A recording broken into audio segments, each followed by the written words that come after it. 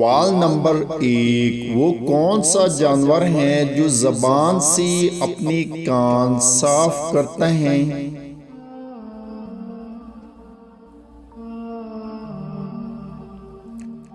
तो जवाब है ज़राफ़ा। सवाल नंबर 2, इंसान एक दिन में कितनी दफ़ा सांस लेता है?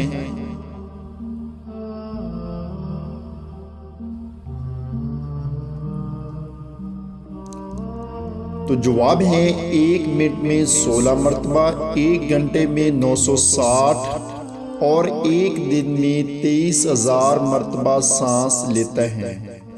सवाल नंबर 3, सिम कार्ड का एक कोना कटा हुआ क्यों होता है?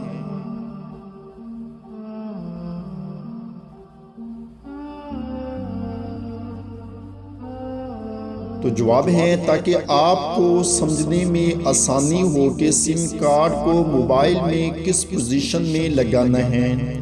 सवाल नंबर 4, कौन सी चीज़ सब बच्चे खाते हैं लेकिन इसको कोई बच्चा पसंद नहीं करता?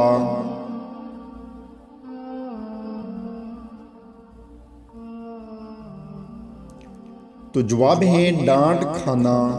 सवाल नंबर 5, इंग्लिश में ई के बाद क्या आता है?